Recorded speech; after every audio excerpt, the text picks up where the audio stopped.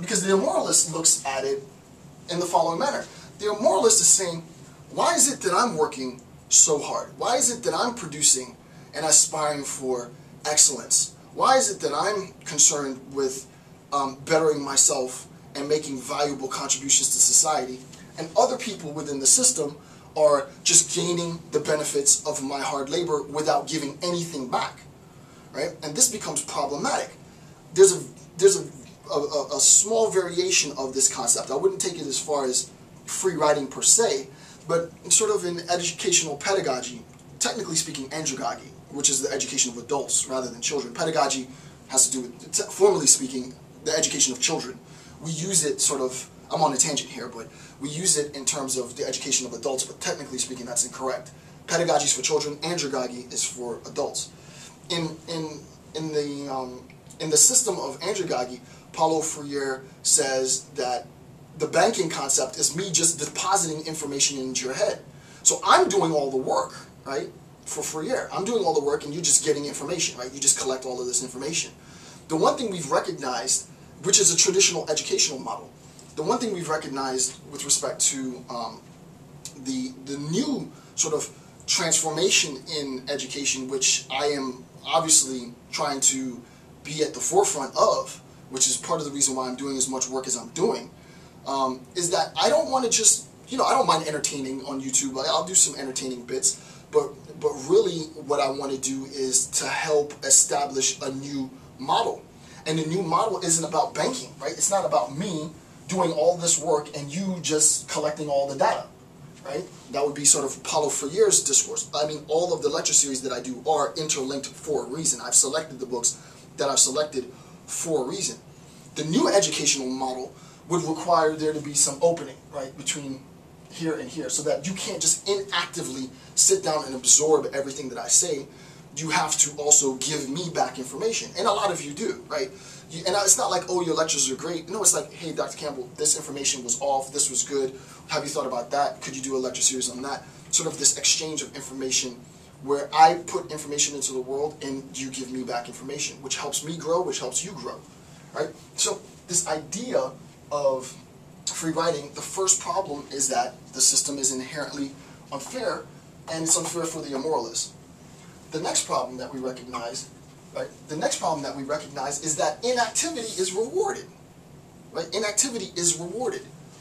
The Christian in the immoralist versus Christian problem of free riding, if you will, the Christian is rewarded for his or her inactivity, right? So that inactivity is rewarded, and I'll give you concrete examples in a second, right? So the second problem is that inactivity is rewarded, right? Inactivity is rewarded. The worst thing that you can do, right? This is Freud, and I'm not trying to get into that, but the worst thing you can do, one of the worst things that you can do in raising your child is to indulge your child. Your child wants, a cookie, you give them the cookie. The child wants to go to the Bahamas, you go to the Bahamas. The child wants a pony, you give them a pony, right? Anything the child wants, the child gets, right? The child doesn't have a proper conception of the effort that is required in order to attain these things.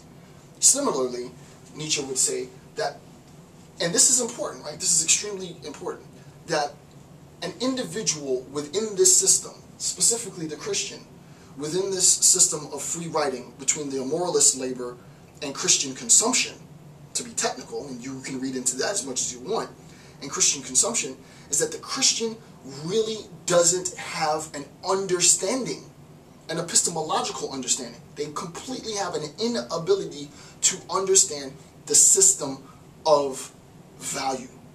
So that the value system is inherently based on a misunderstanding. And that's the third point, right? The system of value is based on a failure, U-R-E, to understand work. The system of value, this whole system of value, is based on a failure within the Christian community to understand work, true work, right? Not the disposition of working, not fake it till you make it, but work. It's that failure to understand work that leads to an unfair system. The last point, I mean, I can go on with points for a while, but the last point that I want to discuss now is the following. Insofar as value is given to those within the system that aren't producing, that remain inactive, and their inactivity is rewarded, and we saw this in Nietzsche, that inactive attributions become valuable, right? Inactive attribution becomes valuable. We recognize immediately that what ends up happening is now, and this is like, now we're in the swamps. Now it's deep, right? This is very, very important point. And again, this is Nietzsche doesn't say all of this explicitly, but it's basically in the text. This is a lot more me than Nietzsche, but it's in Nietzsche's text, right? What ends up happening is that, imagine, before I get into it too deep, I want to sort of keep it surface. Imagine in the example of the parent who indulges the child. The child asks for, an action figure. You give the child the action figure.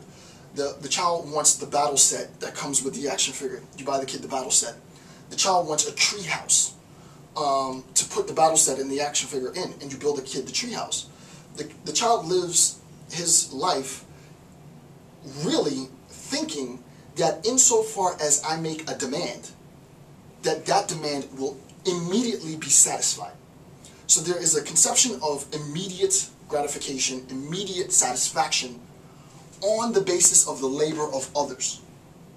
It's dad that has to go out and work and go to the store and buy the products and wrap it and give it to the child. The child has no conception of all the time and effort that it takes. The child just wants, gimme, gimme, me. I want more, I want more, I want more, without fully recognizing the amount of effort that it takes to create the product. What ends up happening, and this is where I think Nietzsche really gets pissed, is that there is a failure to understand the level of work, but that failure to understand creates an insatiable demand, a demand that can never be satisfied, and that is the biggest problem to the system, is that the system is perpetually, what's the word I'm looking for?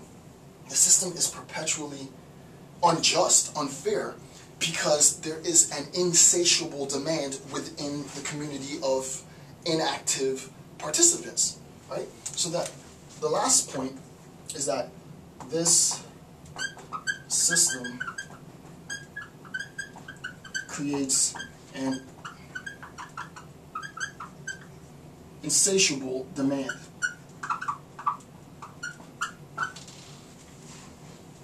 This system creates an insatiable demand, right? And we recognize that this insatiability comes from Christian inactivity, from this idea of having the disposition, right? So what Nietzsche's saying is, he doesn't say this explicitly, but what he's saying is, look, this is unfair, this is unjust, this is not right, right? For him to be able to understand, to look into the ideology, and to recognize that inherently within the ideology is this naive worldview in which I can have the disposition without actually doing the work.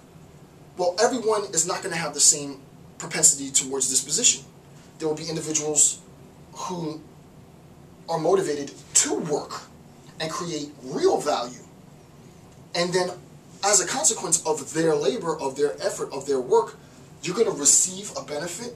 Well, if you receive a benefit, it really is, now this is not Nietzsche, but it just popped in my head, it really is our problem, the immoralists. It really is our problem, right? It's like, why are we laboring for other people? And that's where we are now, I would think. If there was going to be sort of a baton change from Nietzsche to a 21st century sort of contemporary account of this same problem, because it's exactly the same problem now, probably worse now, is why is it that those who strive for excellence, strive for making, meaningful contributions to the betterment of society, why is it that those